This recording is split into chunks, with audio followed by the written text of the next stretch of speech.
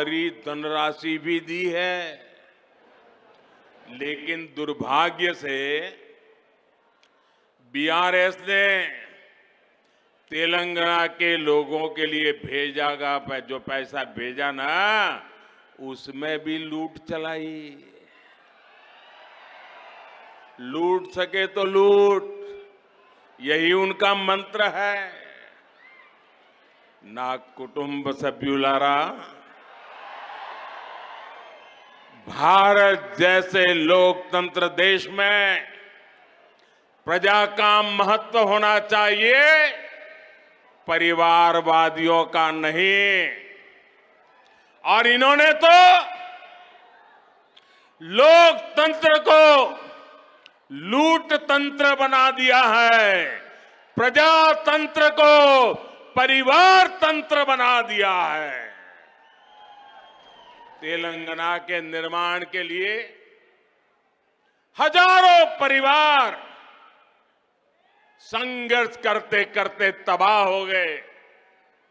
अनेकों नौजवानों ने बलिदान दिया, माताएं बहनों ने मुसीबतें झेली,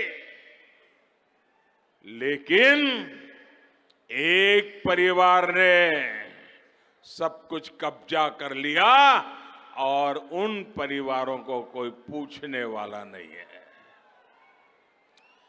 तेलंगाना में बस एक ही परिवार ने यहां के लाखों परिवारों के सपनों पर कब्जा कर लिया है। वर्तमान तेलंगाना में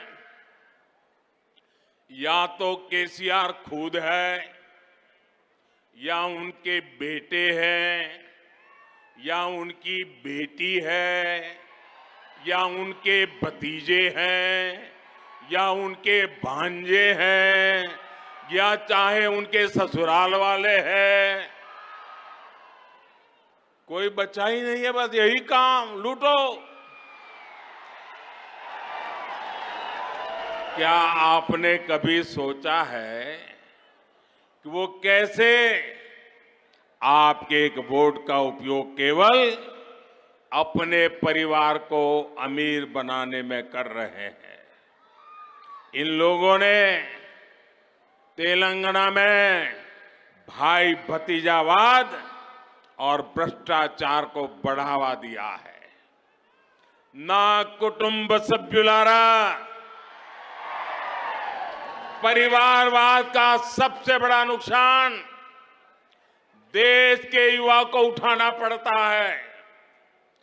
जब पूरा सिस्टम एक परिवार की सेवा में लगा रहता है, तब वो परिवार सिस्टम में टॉप से लेकर बॉटम तक उन्हीं लोगों की भर्ती करता है जो उनके करीबी हो।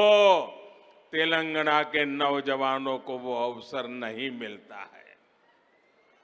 फिर किसी भी महत्वपूर्ण पद पर तेलंगाना के तेजस्वी युवा को भी कोई मौका नहीं मिल पाता है। इन लोगों से अलग बीजेपी एक ऐसी पार्टी है जो किसी विशेष परिवार के बजाय सामान्य मानवी और उसके परिवार के लिए काम करती है। Generally courteous to our guests, but unfortunately, this is an unwanted, unwelcomed guest in Telangana by the people. He does nothing for Telangana in the last 9 years. Is not sanctioned a single medical college. Is not sanctioned a single nursing college. Is not given as a single educational institution. He does not approve of our irrigation projects. He does not confer a national project status on our irrigation projects. He unfortunately has scrapped the ITIR. He says today that the Telangana youth are very talented, but he again strangles us by scrapping the ITIR. I can go on. The number of injustices this gentleman has done. In fact, he has questioned the very existence and very birth of Telangana. He said it on numerous counts कि माँ को मार डाल के बेटी को उन्होंने जन्म दिया, तेलंगाना के बारे में कहते हुए। और ऐसे शख्स से हम क्या एक्सपेक्ट करें? ठीक है, थैंक यू। केंद्र मिनिस्टर निंद्रतोने बीआरएस आखिरी में ये भी बोल रहे, चलो కేంద్రం ఇచ్చిన నిధులతోనే బీఆర్ఎస్ ఏదో చేస్తోంది అని ప్రధానమంత్రి అంటున్నారు. ప్రధానమంత్రి ఇంతకంటే పచ్చబద్ధం ఏదైనా ఉంటుందా మీరే చూడండి. ఎందుకంటే రిజర్వ్ బ్యాంక్ ఆఫ్ ఇండియా లెక్కలు ఉన్నాయి, కేంద్ర ప్రభుత్వం యొక్క ఆర్థిక శాఖ గణాంకాలు ఉన్నాయి. మీరు కావాలంటే చూసుకోవచ్చు, రిజర్వ్ బ్యాంక్ వెబ్సైట్కి వెళ్తే కూడా తెలుస్తుంది. Today Telangana is the 4th largest contributor to India's GDP. 1 रुपया जो यहाँ से जाता है भारत सरकार को, उसमें से हमें वापस मिलता है 46 पैसा. तो कौन किसके पैसे से आज मजे उड़ा रहा है या मजे ले रहा है, ये जनता तय करेगी. मैं तो इतना ही कहूंगा कि प्रधानमंत्री लेवल पे होते हुए ऐसे चीज बोलना उनके लिए भी शोभा नहीं देता, अच्छी बात नहीं. రెండోది ఇంకా ఆశ్చర్యం అనిపించేది, ఏదో రాజులు యువరాజులు అంటూ ఏదేదో మాట్లాడారు ప్రధానమంత్రి గారు. దిస్ ప్రధానమంత్రి, this prime minister unfortunately suffers from selective amnesia. అంటే ఆయనతో ఉంటే మంచివాళ్ళు, ఆయనతో ఉంటేనేమో అన్ని కన్వీనియంట్ గా మర్చిపోతారు. ప్రకాష్ సింగ్ బాదల్ గారు, సుఖ్బీర్ సింగ్ బాదల్ గారు, ప్రకాష్ సింగ్ బాదల్ గారు చీఫ్ మినిస్టర్ గా, ఆయన కొడుకు సుఖ్బీర్ సింగ్ బాదల్ గారు డిప్యూటీ చీఫ్ మినిస్టర్ గా ఉన్నప్పుడు ఎన్డీఏలో ఉండవచ్చు, అప్పుడు రాజులు యువరాజులు గుర్తురారు.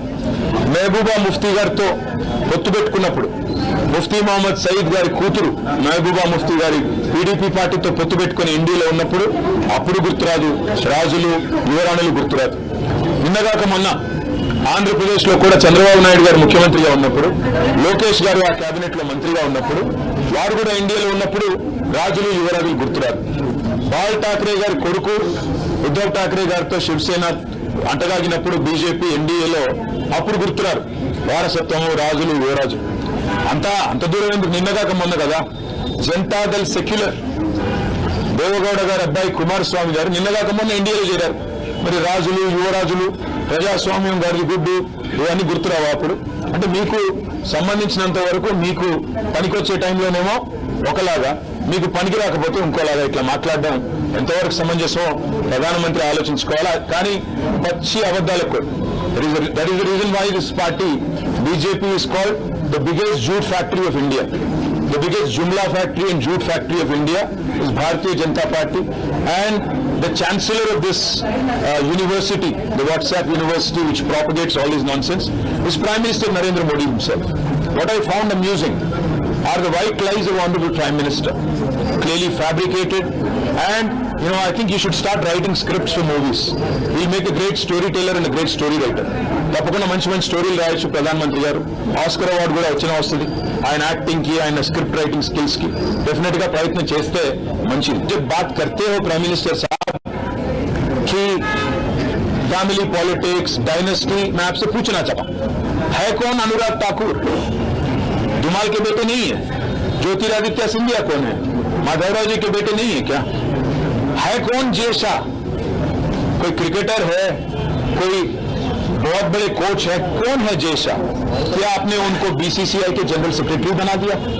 आप जब बात करते हो प्रधानमंत्री जी, सोच के संभल के करना, क्योंकि केसीआर फाइटर है, वो चीटर के साथ काम नहीं करते. केसीआर जी कभी भी जिंदगी में आप जैसे लीडरों के साथ, आप जैसे पार्टियों के साथ कोई समझौता नहीं करेंगे. हम पूरे विश्वास के साथ ये कहते हैं, हम कोई दिल्ली के गुलाम नहीं है, हम गुजरात के गुलाम नहीं है, दिल्ली के गुलाम नहीं है. हम तेलंगाना जनता के आशीर्वाद से आज तेलंगाना में 2 बार चुने गए. डेमोक्रेटिकली इलेक्टेड गवर्नमेंट हमारी है. अगर आपको लगता है कि आपके डराने से, आपके चिल्लाने से, आपका गला फाड़ फाड़ के बोलने से लोग यहाँ पे बहक जाएंगे और एक बहकावे में आएंगे, तो आपकी नादानी है. और एक बात भी मैं कहता हूं, और बीआरएस कांग्रेस को वोटों का बंटवारा कराने के लिए तिजोरी खुली करके बैठ गई है. पर्दे के पीछे खेल चल रहा है. बैकडोर एंट्री ये बीआरएस और कांग्रेस की भरपूर चल रही है. इसके लिए वो राज्य की अन्य कमजोर पार्टियों को अपना सहारा बना रहे हैं. आज जब तेलंगाना में बीआरएस की हार तय है, बीआरएस का पराजय तय है, बीआरएस का जाना तय है, तो कांग्रेस ने पर्दे के पीछे बीआरएस से गठबंधन कर लिया है.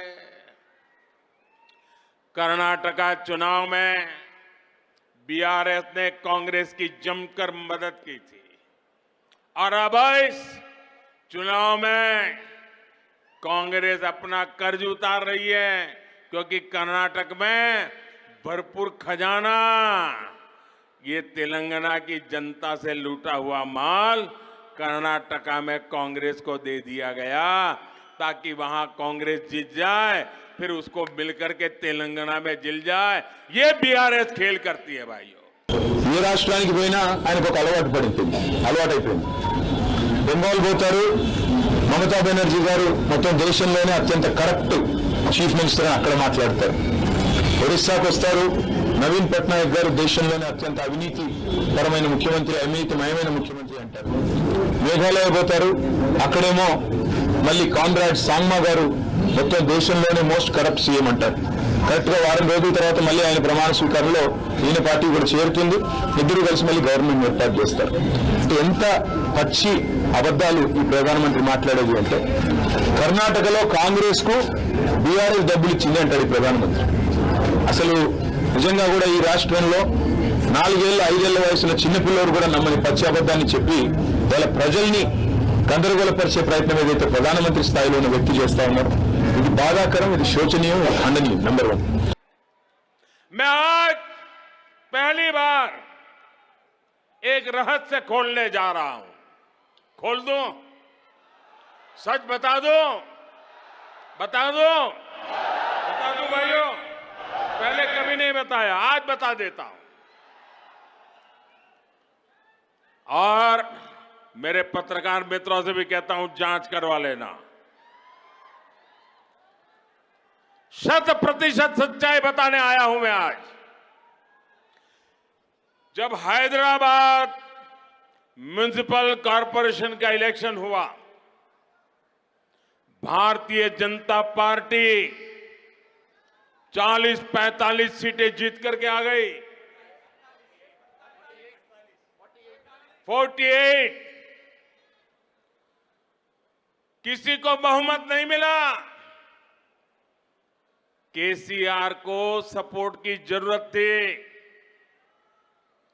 और आपने देखा होगा,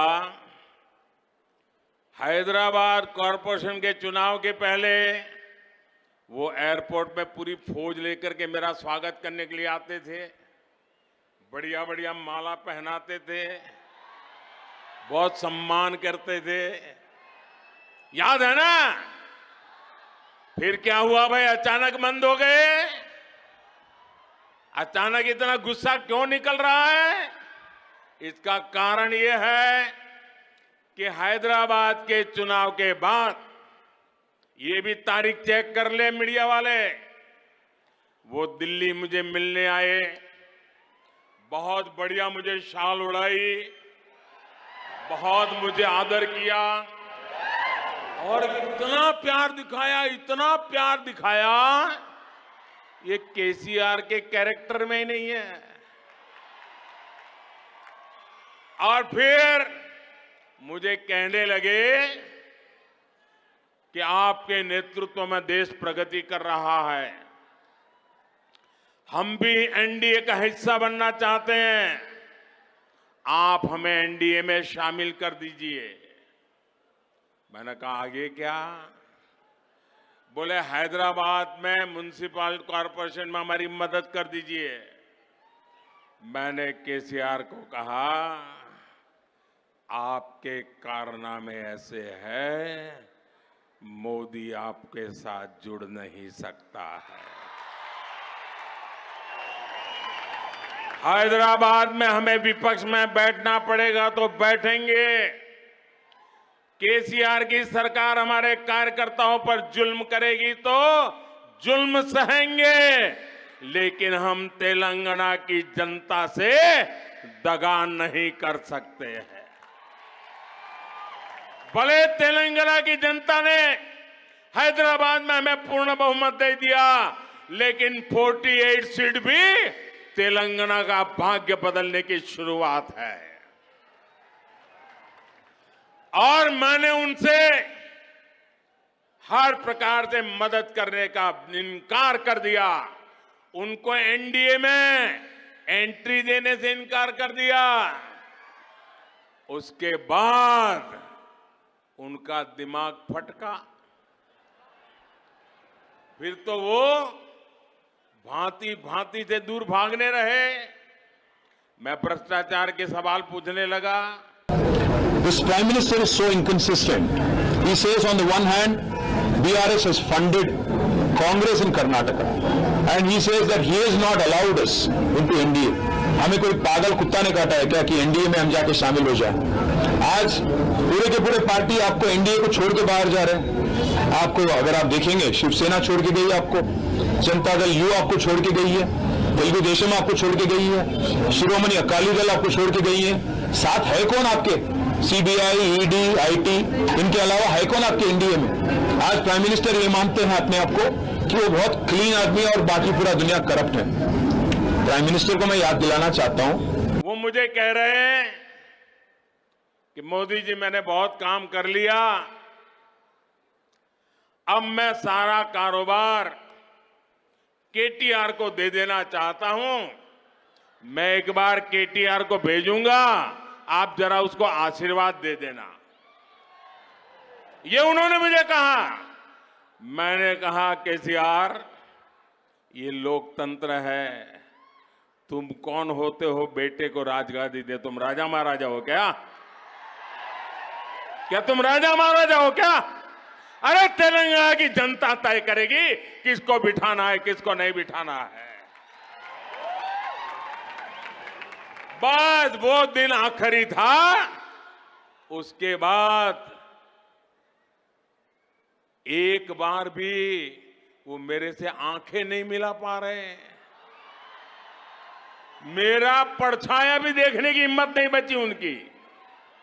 आप देखा, अभी मैं सरकारी कार्यक्रम करके आया, कोई भ्रष्टाचारी मेरे बगल में बैठ करके मेरा ताप सहन नहीं कर सकता है, इसलिए भाग रहे हैं।